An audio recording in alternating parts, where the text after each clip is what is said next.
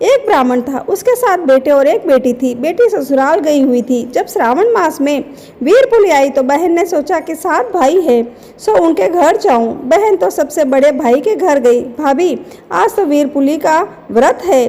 तो भाभी बोली, ठीक है ना, अभी तो आप दूसरे भाई के घर जाओ, मेरे बहुत काम है। ऐसे करते करते सभी भाइयों के घर गई, पर कुछ नहीं मिला।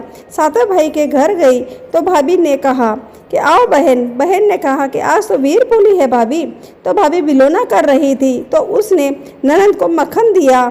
छोटी भाभी बोली कि और तो कुछ नहीं है, ये मक्खन है, सो आप ले जाओ।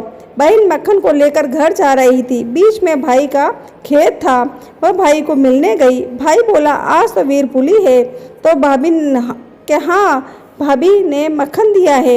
यह सुनकर भाई ने 1 पुली कोदरा दिया और मिट्टी का ठेला दिया। बहन लेकर घर आई।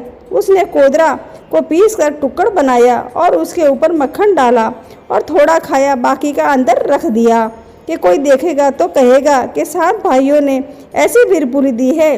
दूसरे दिन देवरानी जेठानी बोली कि हम सब साथ में सोना रूपा खाएंगे। सब ने अपना भोजन यानी टुकड़ लाया, पर उसने नहीं लाया। तो सब बोले कि 7 भाई की बहन है, बहुत अच्छा दिया होगा। तब वह उठकर ले आई तो सचमुच सोना रूपा हो गया। देवरानी जेठानी कहने लगी, तभी नहीं लाती थी जब उसने कहा कि बात कहने की नहीं थी, मुझे तो ऐसे ही चीज़ मिल जाती है, तुम झूठ बोलती हो।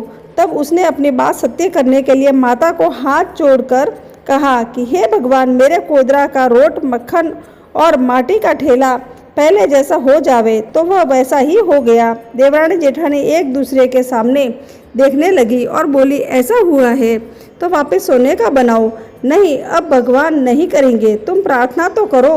उसने और प्रार्थना की तो वह सोना रूपा हो गया। भाई का थोड़ा दिया सोना रूपा हो गया। उस दिन से वीरपुली के दूसरे दिन रखा हुआ रोट खाते हैं और उसे सोना रूपा कहते हैं। और श्रावण की तीज के बाद पहला रविवार आता है, उस दिन भाई की बहन वीरपुली का व्रत करती है। इस प्रकार मेरी ये कहानी पूरी होती है। अब मैं आपको वीरपुली की दूसरी कहानी सुनाती हूँ। एक भाई और बहन थी। बहन ससुराल थी, कई साल हो गए। भाई ने वीरपुली नहीं भेजी। भाभी का स्वभाव तेज था तो वह ननंद को नहीं देती थी। आप सब मेरी पूरी कहानी सुनना चाहते हो तो नीचे दिए गए लिंक पर जाइए और मेरी पूरी कहानी सुनिए। जय श्री कृष्णा।